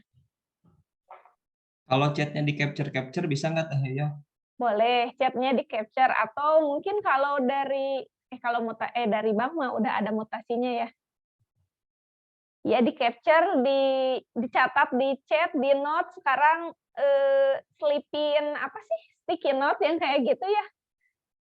Kalau belum bisa dicatat di apa, form yang Excel. yang Excel atau yang biasanya untuk pelaporan, boleh dicatat di mana dulu gitu. Pokoknya mah kita punya bukti transaksi, nanti dikumpulin dulu aja, Mak, kalau biasanya seperti itu.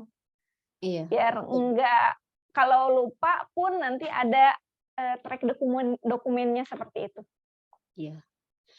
Ya memang Mak ini tuh apa namanya ya, salah satu caranya itu cuman itu satu-satunya dicatat gitu. Jadi kalau tidak ada pencatatan, kata saya juga tadi, sejenius apapun gitu orang finance dia tidak bisa membuat laporan keuangan ketika pencatatannya tidak ada.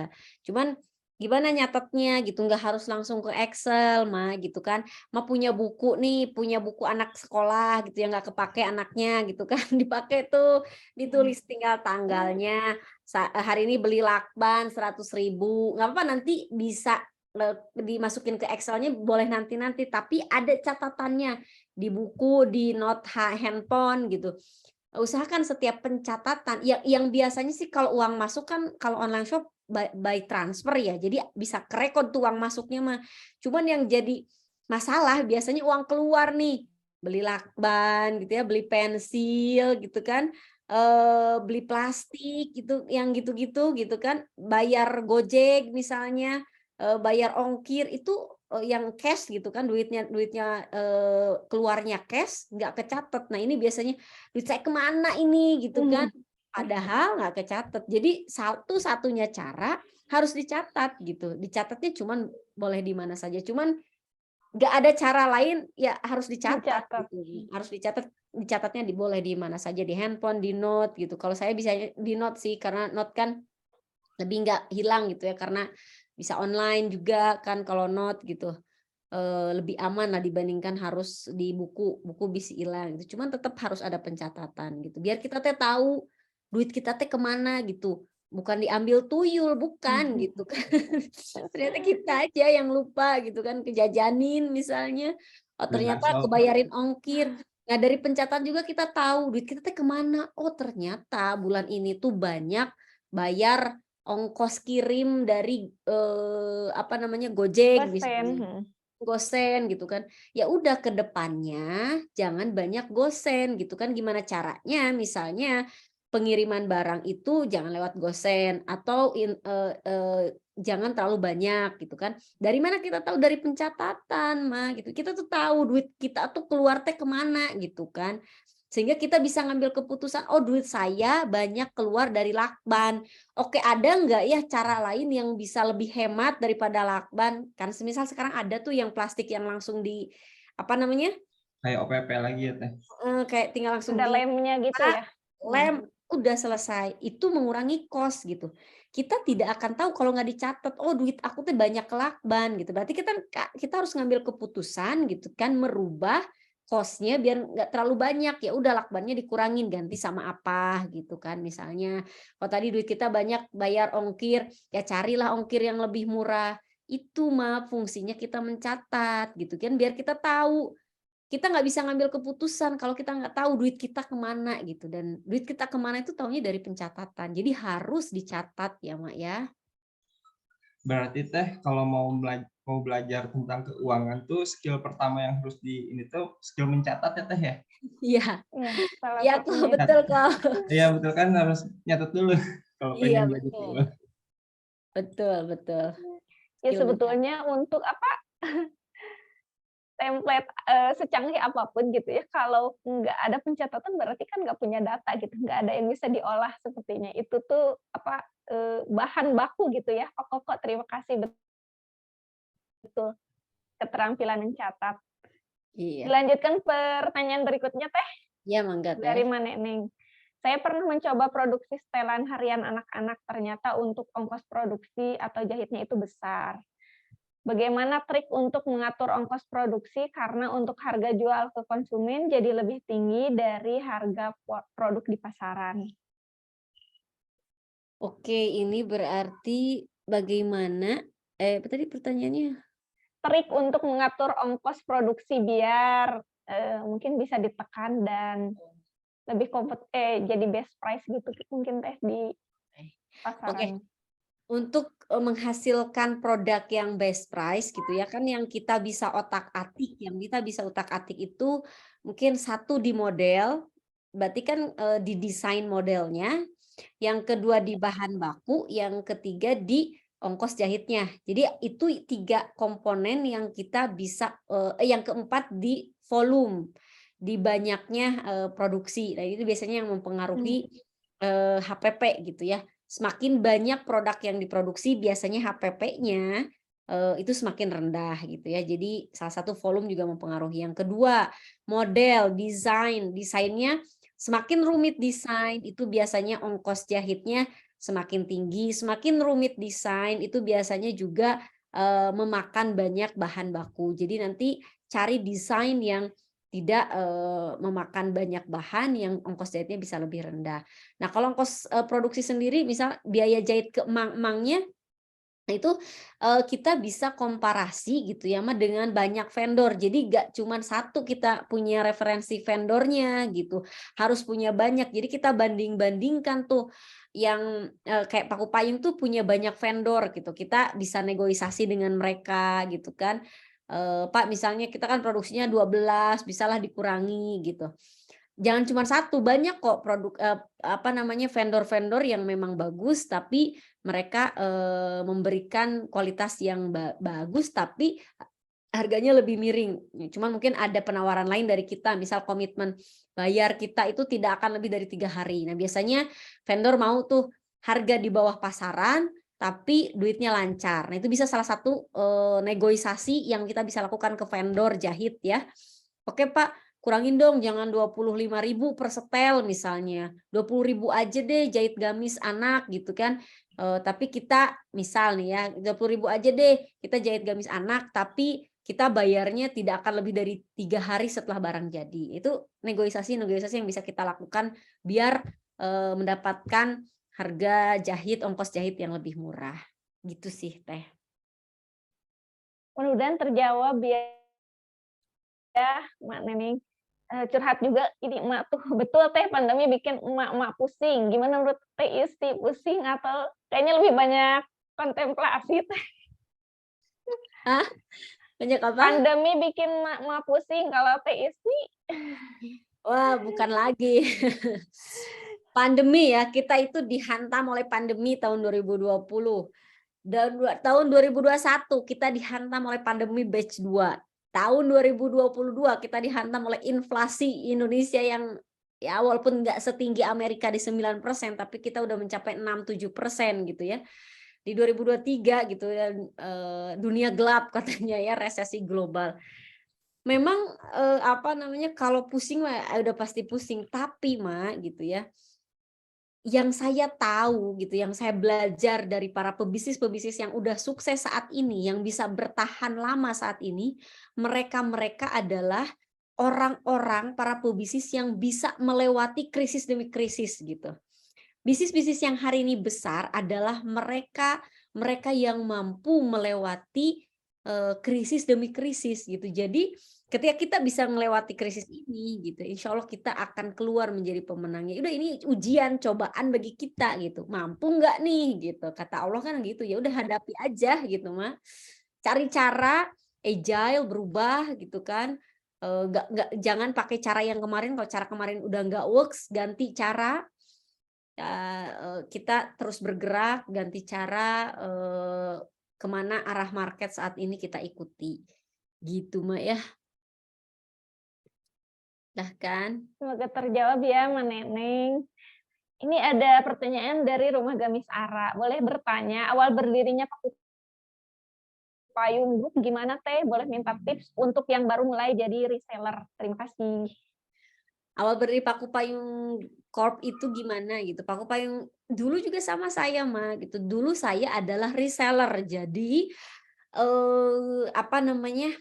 memulai dari reseller itu bukan keputusan yang salah, itu adalah keputusan yang tepat. Kenapa gitu ya? Karena yang namanya berbisnis Mak gitu kan, ketika kalau kita langsung terjun ke dunia produksi itu resikonya terlalu besar gitu ya.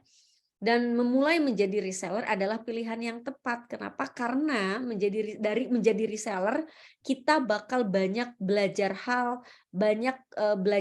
hal baru tanpa modal yang besar gitu kan.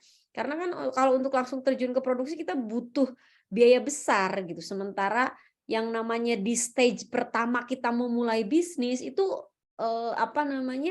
banyak orang yang belum kenal kita juga masih belajar gitu ya, kita masih belum punya customer, orang belum kenal produk kita, orang belum kenal brand kita, orang belum kenal online shop kita gitu, orang belum kenal akun kita.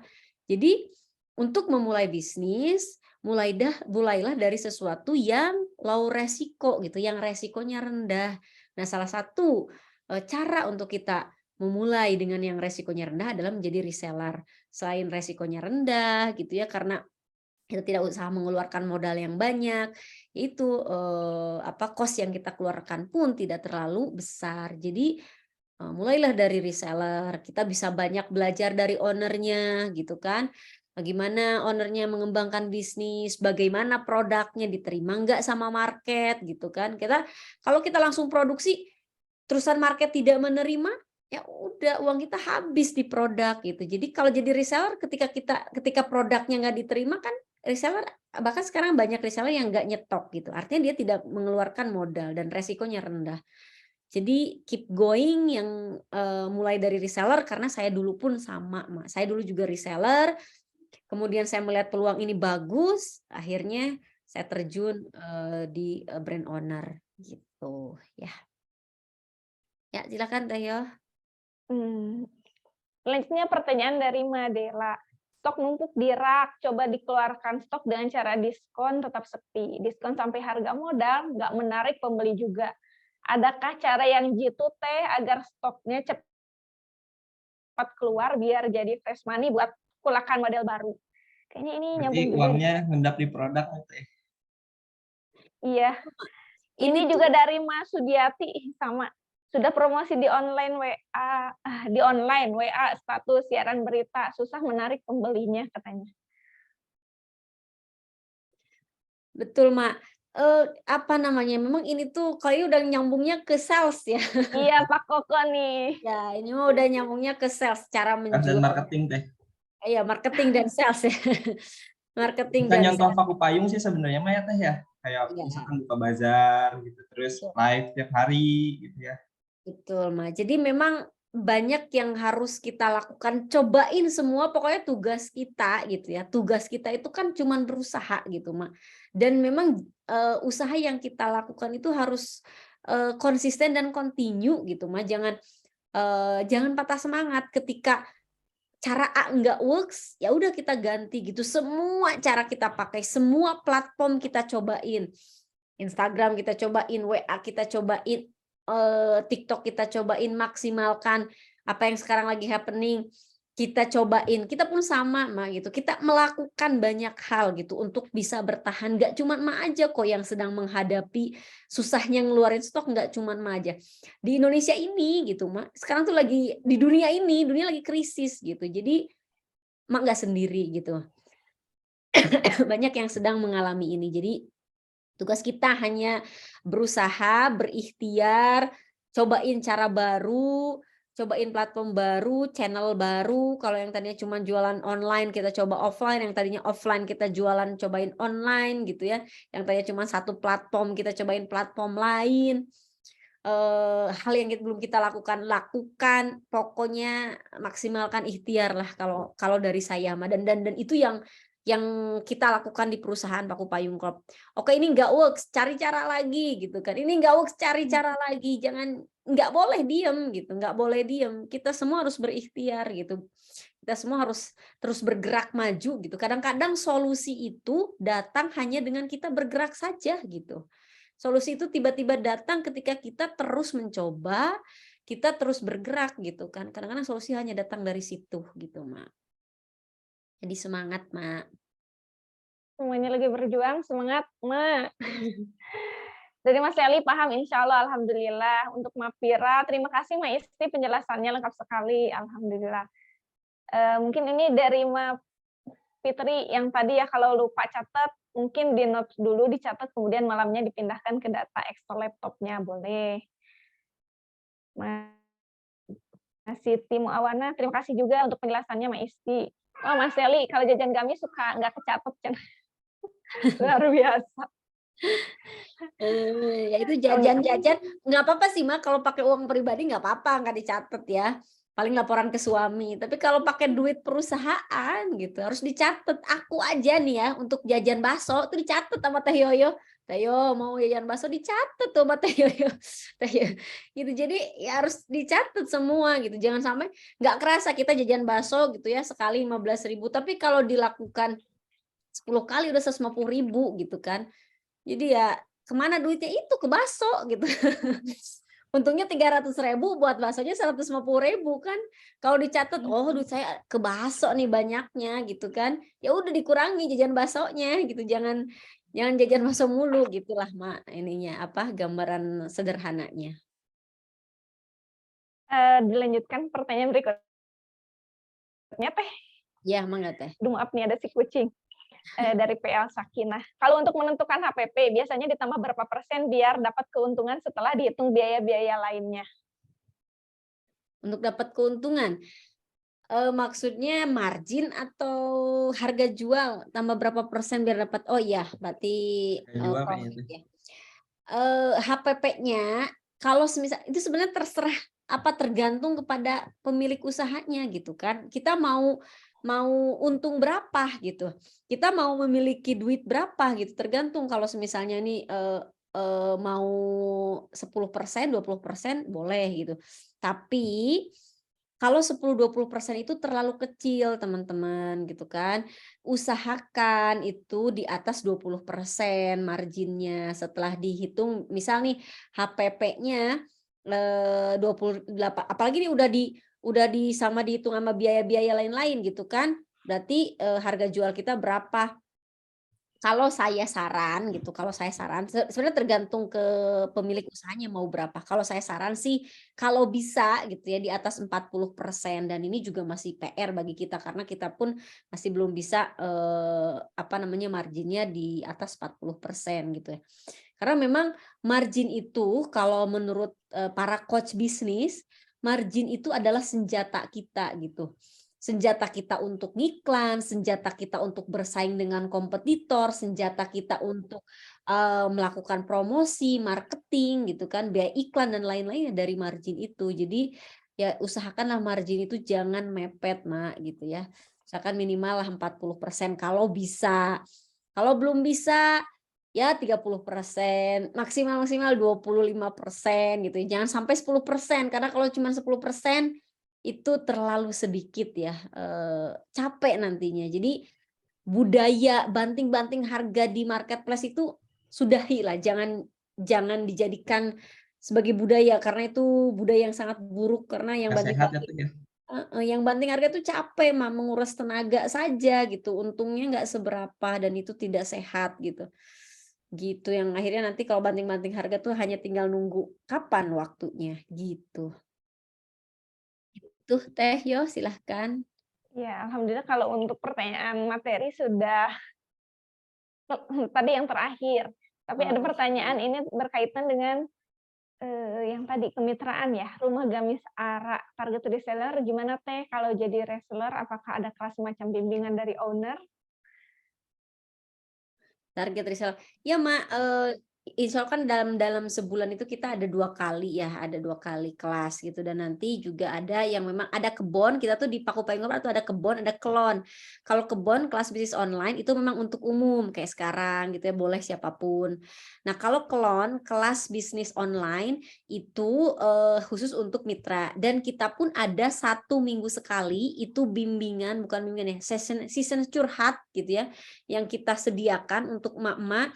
Silahkan gitu kan curhat mengenai penjualan, curhat mengenai apa, setiap hari Rabu nih, kayak minggu ini juga ada. Tiap hari Rabu tuh kita ada Zoom bareng mitra gitu kan. Itu untuk kita memfasilitasi mitra-mitra kita apa kendalanya, apa yang bisa kita bantu gitu kan, dan memfasilitasi tentunya para mitra untuk bisa lebih bagus lagi penjualannya, gitu ya. Siap, alhamdulillah. Pertanyaan dari chat sudah Sudah dibacakan habis, semuanya alhamdulillah, dan pas lagi jam waktunya 9. juga sudah habis Teh Isti. Iya, alhamdulillah. Iya. Pas ya jam 9 lebih 1. Ada closing statement dulu Teh. Apa ya, tidak ada Teh, karena belum closing nih, masih minggu depan ya, masih ada kita ketemu lagi sama Teh Yoyo ya. Pasti kan teman-teman, insya Allah gini, kalau dari saya gitu, yang harus ditanamkan satu, apa namanya, bahwa laporan keuangan, belajar tentang ilmu keuangan itu tidak susah gitu. Yang susah itu hanya mental block kita saja. Hayu belajar, hayu mulai catat gitu ya. Mulai minggu depan kita praktek bareng Teh Yoyo. Jadi pastikan minggu depan teman-teman hadir lagi gitu ya di acara kebun kita. Minggu depan kita praktek. Besok maksimal Senin akan di-share sama Teh Yoyo template Excel-nya. Nanti teman-teman boleh tuh cobain tuh ngisi laporan keuangan. Kalau susah ayo tanya, mumpung kita fasilitasi ya Mak ya. Gitu Teh Yoyo. Itu aja Teh Yoyo dari saya. Assalamualaikum warahmatullahi wabarakatuh. Waalaikumsalam warahmatullahi wabarakatuh. Alhamdulillahirabbil alamin. Terima kasih Teh Istia sudah memberikan materi yang luar biasa malam ini dengan diskusi yang luar biasa juga dari emak-emak semuanya. Terima kasih atas pertanyaannya, curhatannya. Kayaknya ini nggak hanya emak aja, kita sama-sama merasakan. Mudah-mudahan ilmu yang dapat di malam ini bisa berkah, bisa dipraktikkan. Mudah-mudahan bisnisnya semakin laris, semakin berkah. Untuk menutup Zoom kali ini, Kebon di November 2022, kita ucapkan hamdalah bersama-sama. Alhamdulillahirabbil alamin. Ya. Terima kasih emak-emak, Teh Istia, Pak Koko, Kang Tio, dan Mak Jawara yang sudah menyelenggarakan acara ini. Mudah-mudahan next Kebon bisa bersilaturahim lagi. Sekian dari saya. Assalamualaikum warahmatullahi wabarakatuh. Waalaikumsalam warahmatullahi wabarakatuh. Mak yang masih ada waktunya sedikit, boleh nanti nonton ini dulu ya Mak ya, buat penyemangat nih. Ada testimoni sedikit dari salah satu mitra kita. Izin share screen ya Mak ya. Silahkan Pak Koko. Mangga Pak Koko. Nah ini mudah-mudahan bisa jadi semangat Mak semua nih. Beliau namanya Mak Uni Wahyuningsih, salah satu DB kita. Beliau juga berjuangnya dari nol, alhamdulillah sekarang sampai di tahap DB. Ini kita buatkan videonya. Oh iya, nanti untuk pemenang door prize malam ini insya Allah kita umumkan di Telegram ya Teh ya. Perkenalkan, nama saya Uni Wahyuningsih. Saya distributor Paku Payung Kota Purwokerto. Saya bergabung menjadi agen Paku Payung sejak tahun 2015. Alhamdulillah, kini kami telah naik tingkat menjadi distributor. Sebelum saya mulai bisnis online, saya adalah seorang tenaga honorer di instansi pemerintah. Saat itu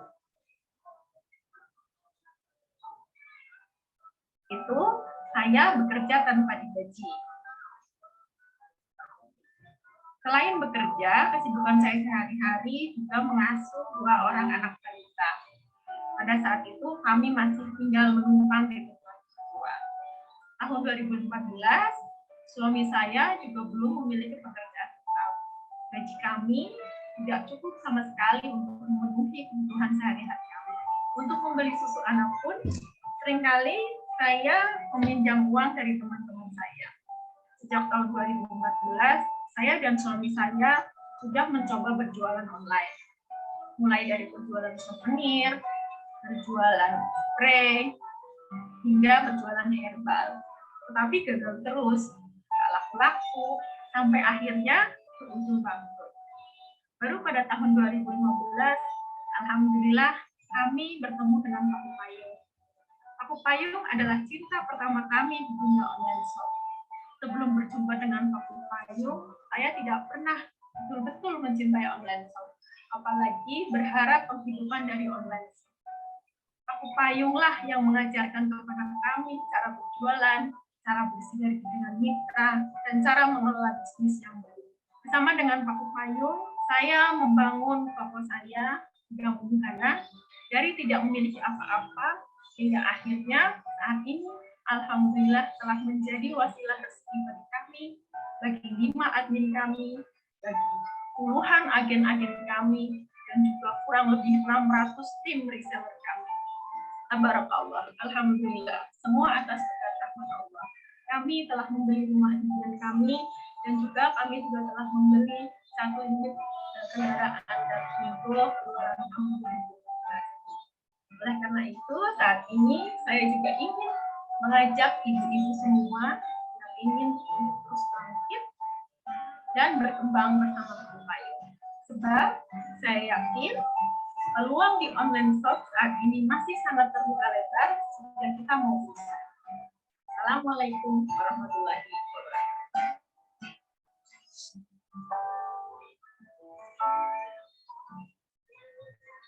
Paku Payung dari hati untuk buah hati.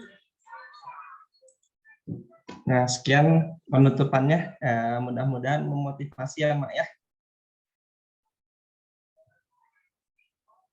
Mangga Teh Yoyo. Iya, terima kasih Pak Koko. Mungkin kalau masih ada yang mau ditanyakan, boleh langsung hubungi Pak Koko atau di via Telegram atau tadi ya nomor yang kontak yang bisa dihubungi. Terima kasih. Selamat beristirahat, selamat berakhir pekan. Assalamualaikum warahmatullahi wabarakatuh. Waalaikumsalam warahmatullahi wabarakatuh.